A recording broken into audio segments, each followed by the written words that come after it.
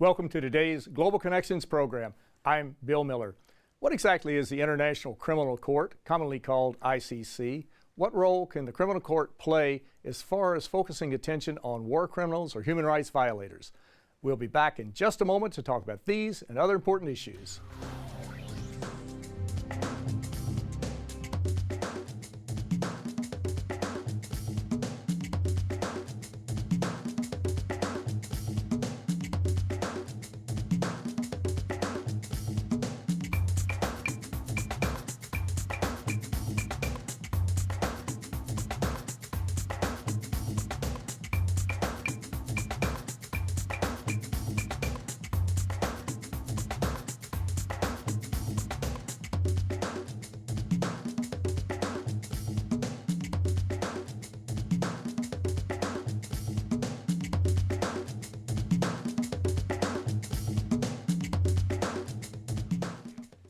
Welcome back to our program. Today we're taking a look at the International Criminal Court and the role it can play in working to deal with people who have committed human rights violations as well as war criminals. My guest today is an expert on the International Criminal Court. My guest today is Mr. John Washburn.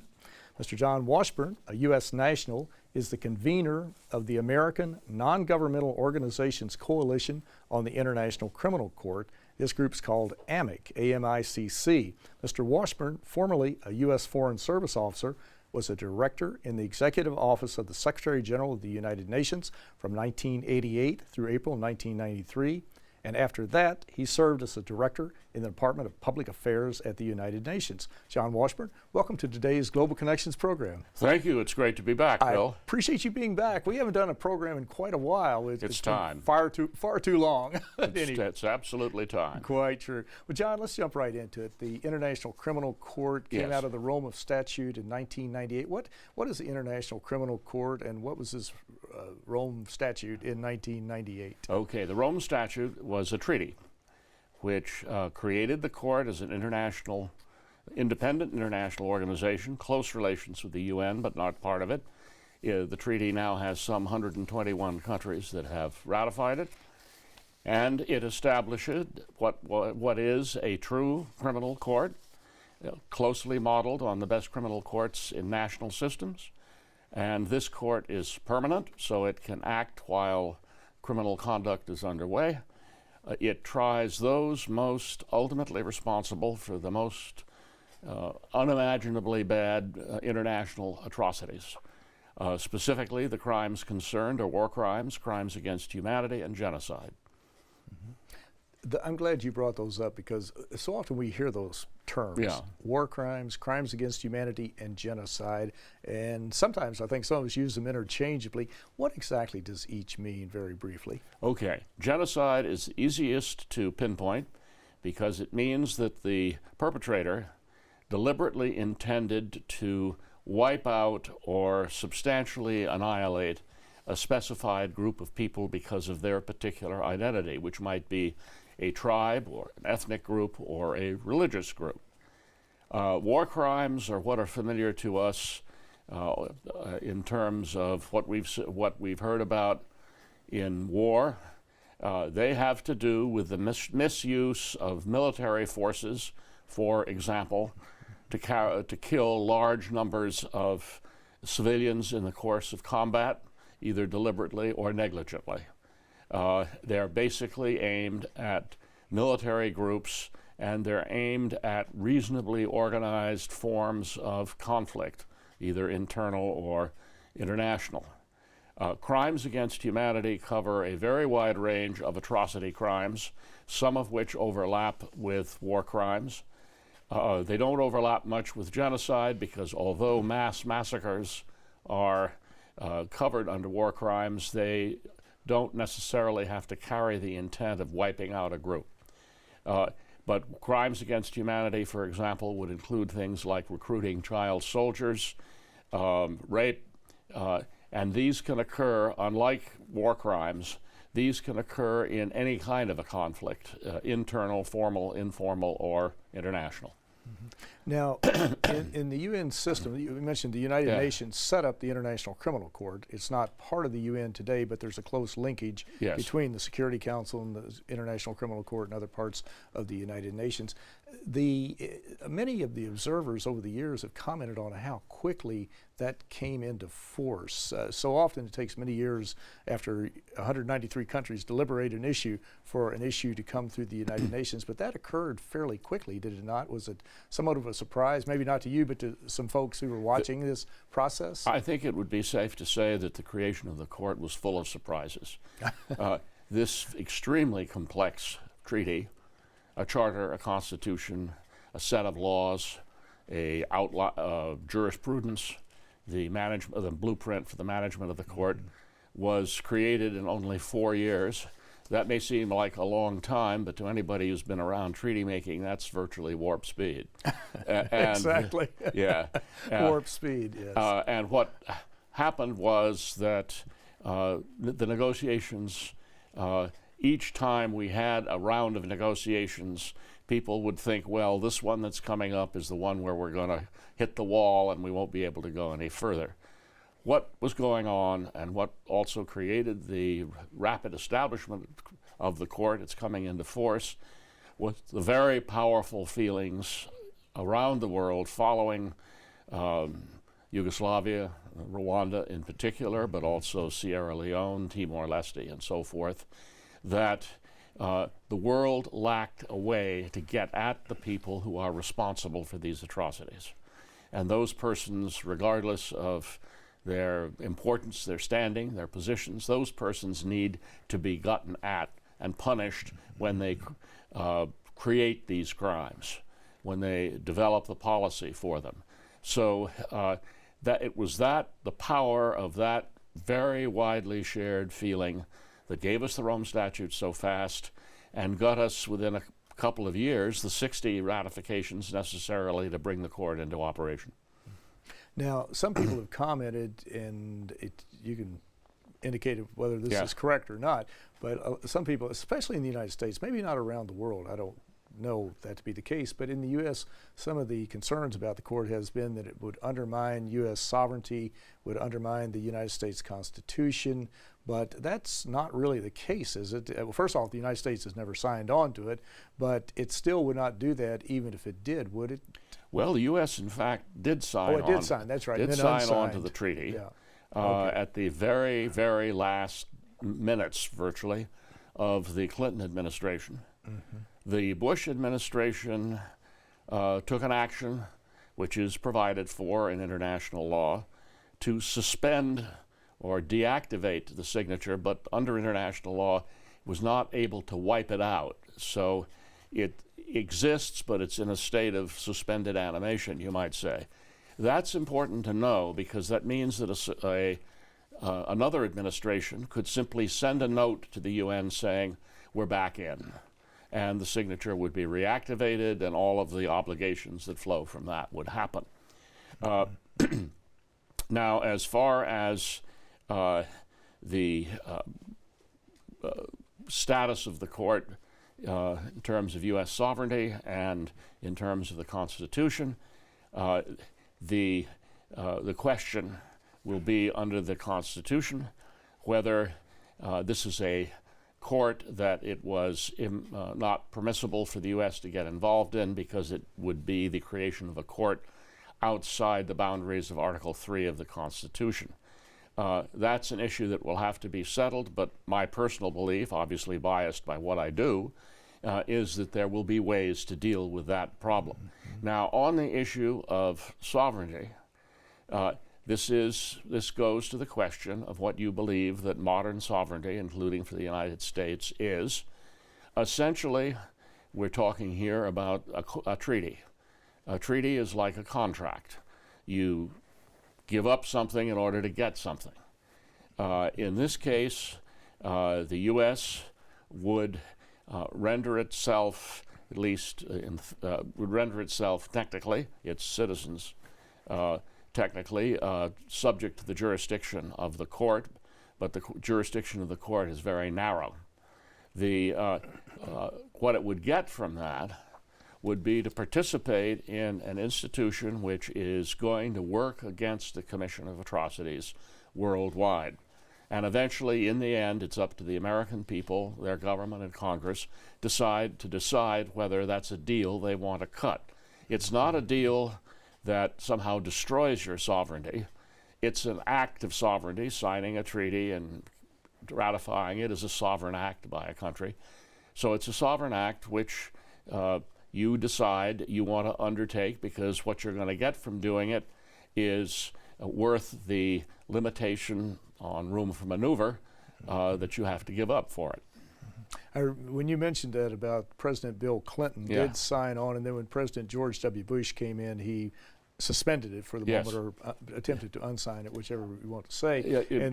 Not unsigning, because unsigning gives an image of somebody coming into the UN building with a big bottle of whiteout, and that's not what happened. It was deactivated. Deactivated, exactly. Yeah. Well, there's another term, or there's a legal term that you hear knocked around a bit called complementarity. Yes. Not to go too far into that, but what does complementarity mean, and how would that offset some of the concerns that people might have about the International Criminal Court? Well, that's a made-up word that didn't exist in English when the process of creating the Rome Statute started.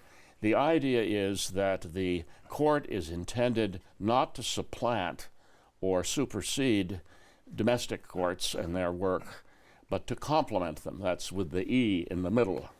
And the statute is very clear that the court is to defer to domestic criminal systems wherever it can, with the assurance that a trial or a prosecution will be properly carried out. And so that's it.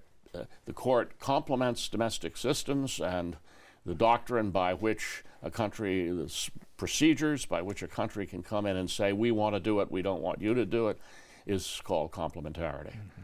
So, as I understand it, then the courts, if you have a court system in your country, you have the first regress to go to that court system and to deal with a particular problem with someone who is accused of genocide, war crimes, or crimes against humanity. That's right. If the court starts to take on somebody that a country with a good legal system wants to try themselves, they can go to the court, say they want to do it, and the court has to defer to them unless it can show there's something wrong about what they intend to do.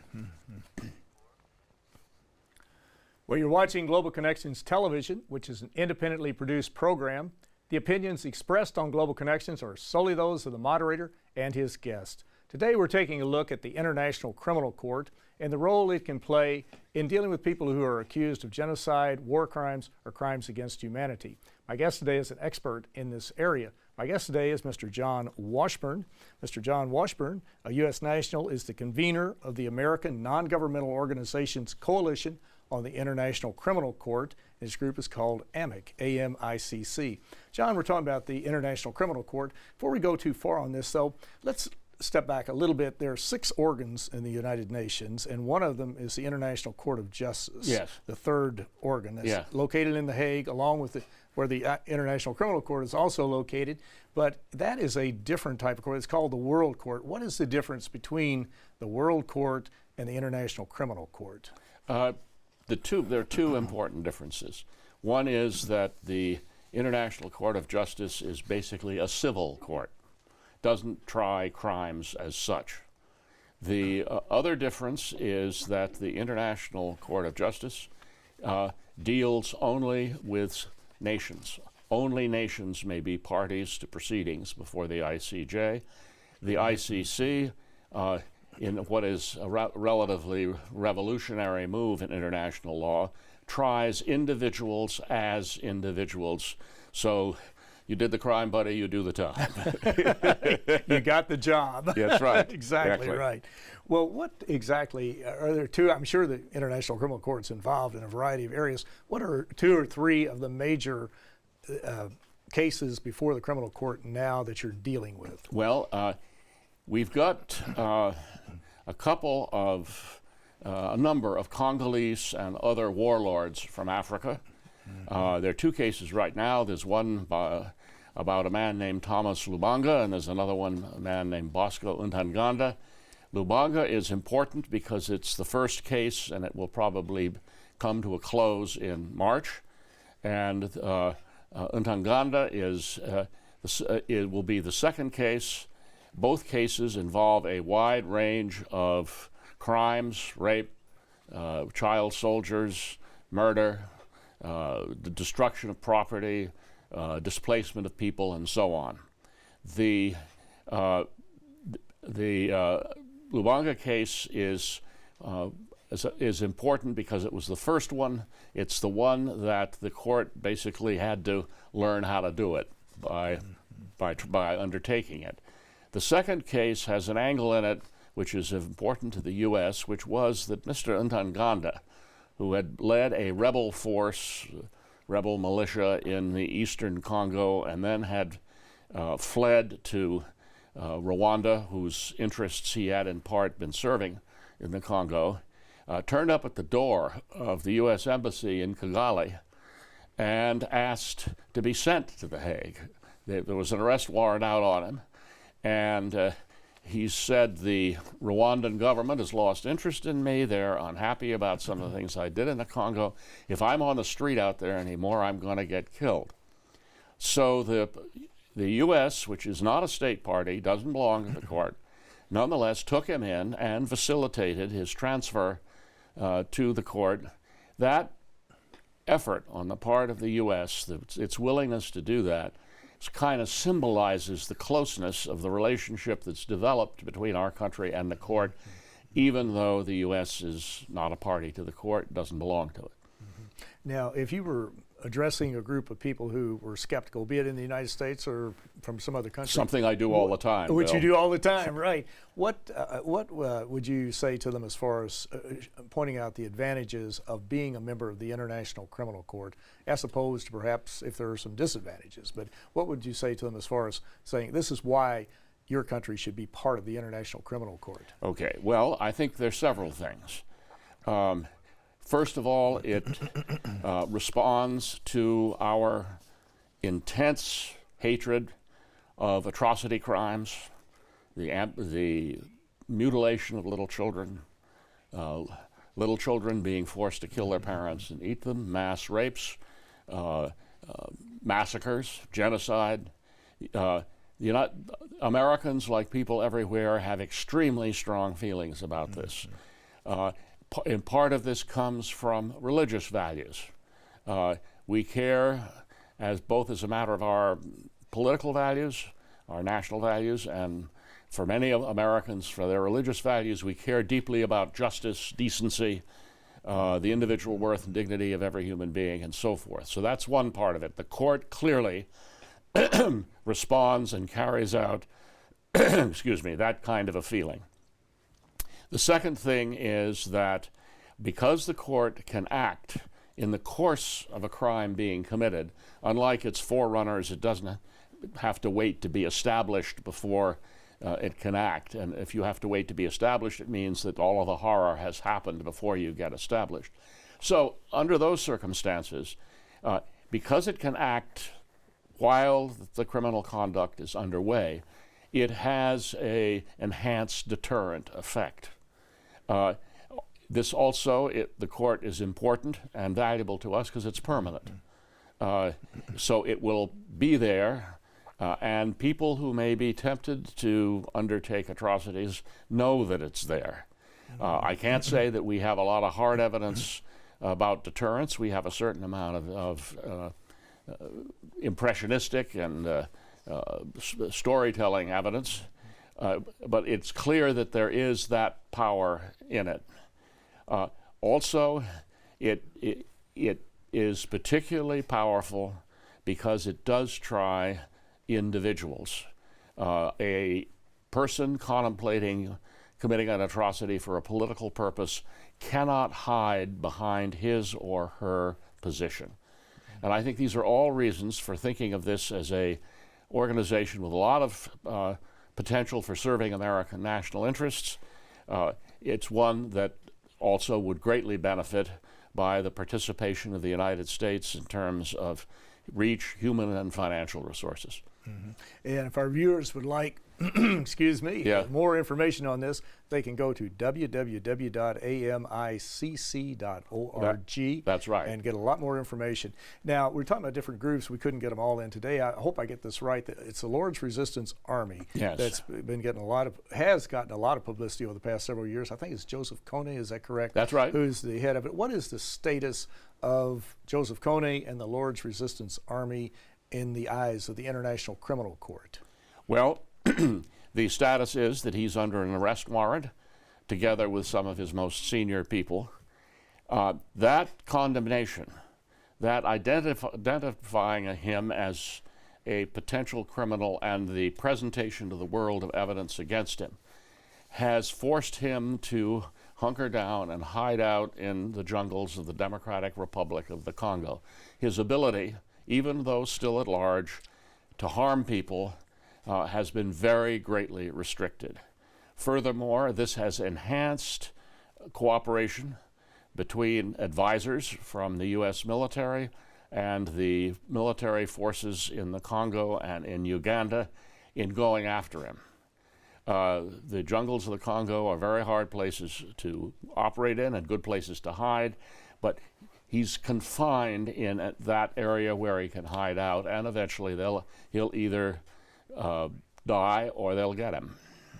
And what is the situation with the president of Sudan? He apparently is another one who's been of great interest to the International Criminal Court. I think there's an indictment. Is that correct? There's an arrest warrant. An arrest warrant. They've never actually got him into The Hague to be able to indict him. But there's an arrest warrant out on him. And this has had the effect of confining his abilities. It means he can't travel because states parties are required to arrest somebody who's under a warrant and who turns up on their territory. That we have, unfortunately, had a couple of countries in Africa which those state parties have allowed him to come to meetings on their territory. That seems to be ending. There is also impressionistic evidence that the people around him in Khartoum are losing patience with him. And that's one of the reasons why the court was established. If you have got a leader that you want to get rid of, that you're afraid is going to drag you down, you have a place to send him. And it's going to be a long way away from your capital. So that's, we're hoping that kind of a dynamic will set in. Now this episode with Bashir and some others that we've had more recently have shown how difficult it is for the court to get at a sitting head of state, and how hard it is to get states to be proactive in going after such a person. One of the things that having the United States in the court would do would be to help with that situation. Now, as we look at one other final place that's seen a lot of turmoil lately, and just horrific fighting, is in Syria. We see that Bashar al-Assad, the president, and the rebels both have been accused of horrific acts of genocide, or well, I won't say genocide, but war crimes, crimes against humanity. Syria, I don't believe, is a member of the International Criminal Court, is it? But what can the ICC do, or what is it doing at this point to try to help bring some stability to that area and justice to that area? Well, there is an arrangement in the Rome Statute, or a provision, which says to the judges of the court, if the Security Council refers a case to you, you can take it if you believe it falls within your jurisdiction. The situation in Syria unquestionably would fall within the court's jurisdiction. So the path here, and up to now it's been blocked, just as all Security Council actions on Syria have been blocked by Russia and China. But the path would be to get a resolution by which the Security Council would forward this. And we've seen that happen now in two situations, in Sudan, which you mentioned, and Libya. We may well, looking at the way the Syria situation is developing now, we may well get to a situation where Russia will decide that he's no longer worth it. It doesn't necessarily mean that he has to be pushed to the wall militarily. It just means that they have to decide that being in bed with this guy is no longer something that they want, that it's giving them greater grief internationally than they care to get. They could say, all right, we'll abstain, we'll let the Security Council do this, and we'll just back off. If they did that, China probably would, and we would be able to get the case referred. It is exactly the kind of case that the people who created the court, as you suggest, had in mind. Well, in the last 30 seconds we have, what do you see as the major challenge to the court? Funding may always be a problem, but is there something that pops to your mind that just what we've been talking about? The Rome Statute gave the court a very hard job when it comes to very senior people in official positions. Warlord is easier. This guy doesn't have an official standing. It's very easy for people to turn against him. A president of a country, that's another matter. It's very difficult for the court to take that on, and yet that is the core job it's supposed to do. Well, John Washburn, the International Criminal Court is very important. It's something we don't read enough about. We need to learn much more about it. But I want to thank you so very much for a very interesting and a very informative program. Well, thank you, Bill, for helping me get the message out. I appreciate that. I'm Bill Miller. Thank you for joining us today on Global Connections Television.